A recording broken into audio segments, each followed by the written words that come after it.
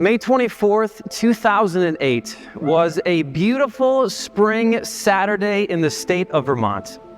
My wife and I woke up and decided to do what most typical suburban American families do on the weekend: clean the house.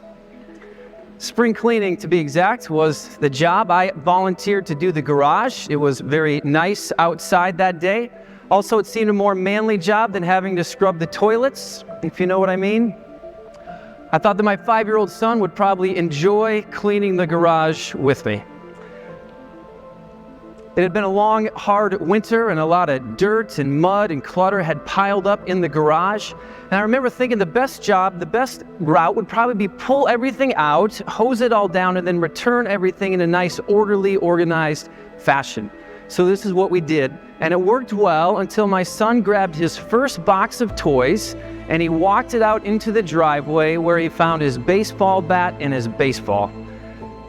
And he was done. He decided he was done cleaning. He made a straight line for the backyard and he stopped in front of me and he looked up as he was passing and he said, "Daddy, will you come play catch with me?" And I said, I'm sorry, buddy, I gotta clean the garage. Well, as these projects tend to do from time to time, one thing led to another. Hours began to pass. I was working on the garage, and with each minute, my frustration was growing.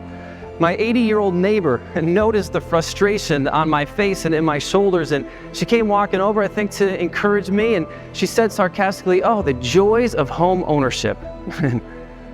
And I repeated something I had read on motivational posters my entire life for years. I said, "Yeah, well, you know what they say, the more stuff you own, the more your stuff owns you."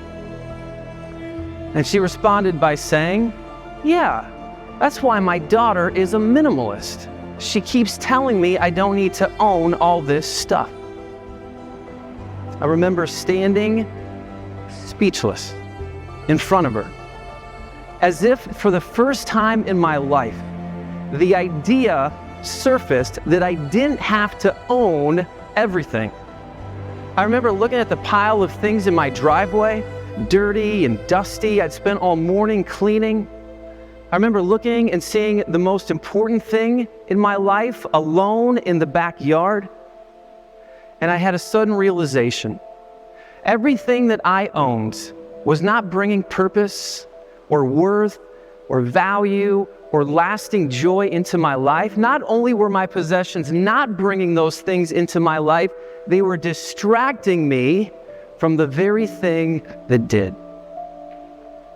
My wife and I immediately started that evening going through our home, room by room, closet by closet, drawer by drawer, recycling, selling, donating, discarding any and all unnecessary possessions from our lives. 60-70% of our things we got rid of. We began journaling about this process on a website, Becoming Minimalist, and as we did, we began discovering some amazingly life-giving, practical benefits to owning less stuff. We discovered that we had more time the less stuff that we owned, more time to pursue things of lasting worth. We discovered that we had more money in finances, not just to spend on ourselves, but to spend on the betterments of the people around us. We discovered that we had more freedom.